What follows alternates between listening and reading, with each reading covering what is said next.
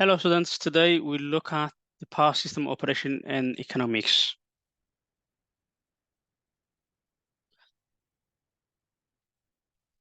So how do we sell or how do we assess the cost of generation to satisfy the load demand? So this is the main topic on today's session. For instance, how to solve the economic dispatch problem. So if we look at on here, for instance, well, how's the generation output? How much is like the cost of this one? How much is the marginal cost? So here are the typical textbooks that help to understand the power system economics, including the renewable or wind turbines, and then of course the traditional power system economics books, okay, or the fundamental book. So today's topic are economic dispatch, marginal cost, and some examples how we solve them. Okay, so if we see, this is the nuclear power system. Okay, and then of course we can see that there's a lot of smoke or CO2 emission. So this is just one unit to the second unit. So for instance, in real power network, this is how it looks like. But if we model it, we can see this is the generator, for instance, generator 2 in nuclear power. So we'll do the examples. However, we need to understand the definition of what is economic dispatch. So economic dispatch is defined as an online process that allocates the generation among the available generator to fulfill the load demand. What does this mean is the available generation that can provide the load. For example, in this case, A, B, C, D, we have 4 generators to satisfy the load demand. For example, in here, we have 3 loads. So depending on which generator is available for this in the market, we call it economic dispatch. Well, obviously at economic price as well. If we had to consider classical economic dispatch, means when we consider the load, the power loss, basically, for example, when we generate or when we transfer any of this generator to the load, there is always a power loss due to ohmic losses. So if we consider that loss, it is called classical economic dispatch. So basically dispatching power from the generator to the load. Okay, so before we start that, we need to understand a marginal cost. So marginal cost is the derivative of the cost of the function. Okay, so it corresponds to the cost function as well.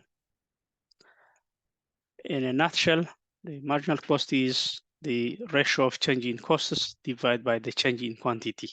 So if we look on here, this is the marginal cost, the blue colored, okay? If the cost of production is expressed in dollar, well, the marginal cost is expressed in dollar per unit produced.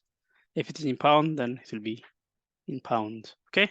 So for instance, if the marginal cost of the generator is $5 per megawatt hour, well, the generator price is then $5 per megawatt hour. Normally, marginal cost is represented using lambda. So this is essential symbol. But then the question is, how do we calculate marginal cost? Let's have a look at an example. Assume the total cost function supplying a load is this, okay?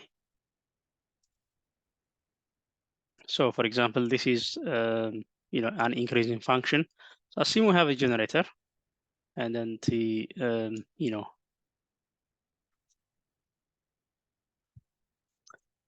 provide power to the load, we need to understand the cost of the generator. Okay. So by setting the partial derivative of the Lagrangian equal to 0, we can obtain conditions like optimally. Okay, so for example, if we derive change of L, which is by change of generator 1, because we have only generator 1, then on here, because we don't have generator, it will be 0. So, and then on here, because we have this PG1, so PG1 will be N minus 1, the partial derivative. So 21.2 plus, and then this will come to that side. So 2 times 0.01252. So it will be 0.025 times PG1, okay? So equal to 0.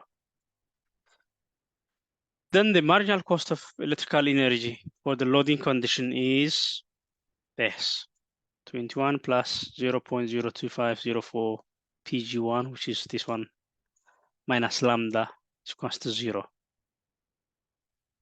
From that, we can re-equate so that PG1, or the cost of generator 1, or the power of G1 is lambda plus 21.2. Obviously, this is just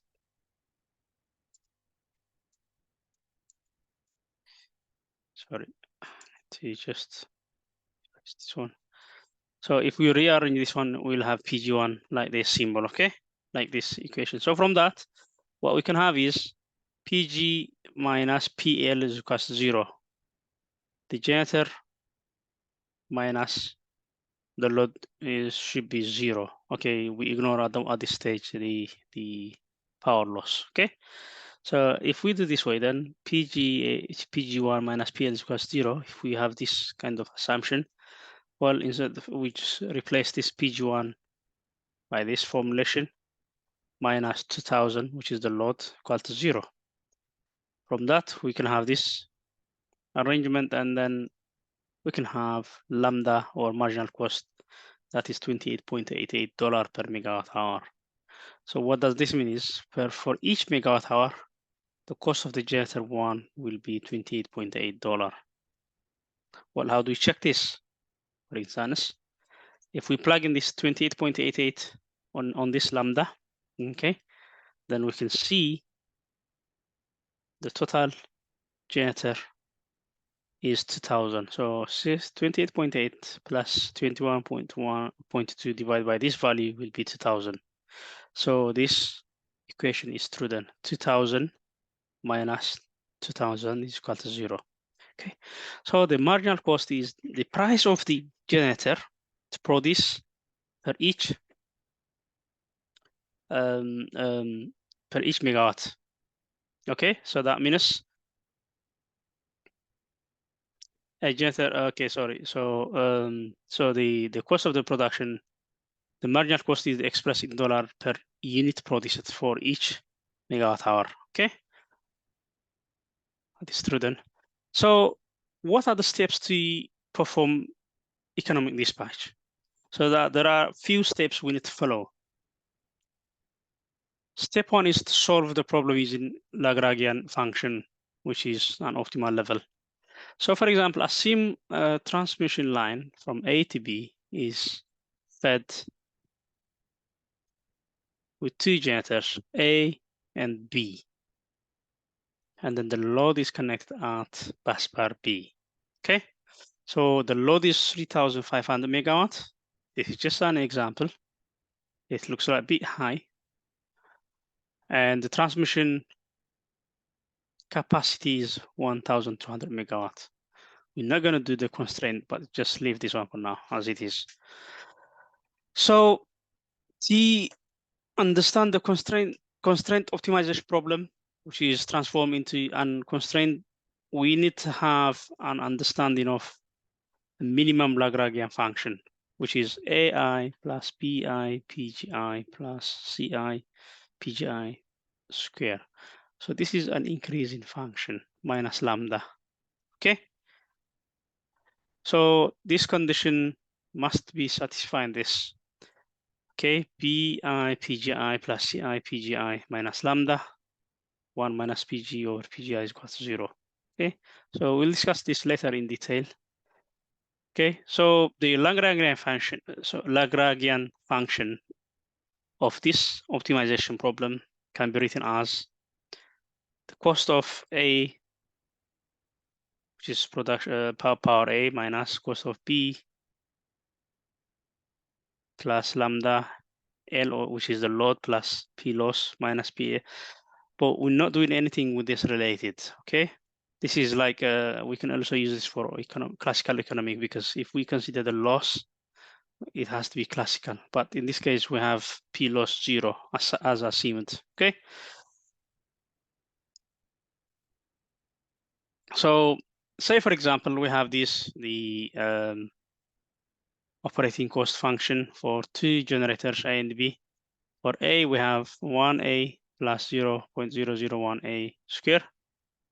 And then for generator B, we have this increasing function, or we call it quadratic cost coefficients. So if we have to apply the Lagrangian function, we have to write like this formation. Well, obviously assume that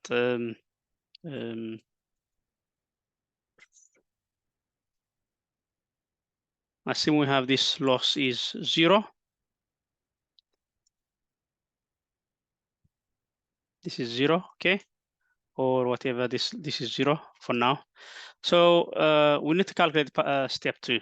Step 1, we know the cost of production of the generators, and the step 2, we need to apply partial derivative to have optimally conditions. So we have to derive each of them. So dl by dpa will be 1 plus, because this will be cancelled, and then this 2 will be in that side. So 2 times 0.001 minus lambda is equal to 0. And then for the next one, this must be 0. That's my mistake. So this must be 2, sorry. 2 plus 0.04, because 2 times 0.02 will be 0.04 minus lambda is equal to 0, okay? From that, we know the condition is because PA plus PB, which is PA plus PB, must be equal to PL, equal to 0. It must satisfy this condition. So now we need to add this, or the other way, PL minus PA minus PB, okay?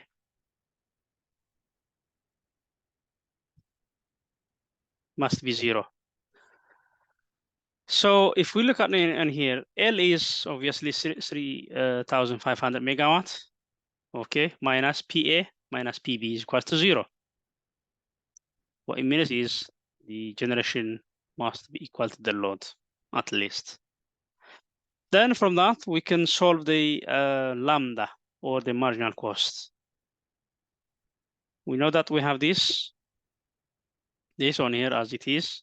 Okay, this is now fixed, 3, okay?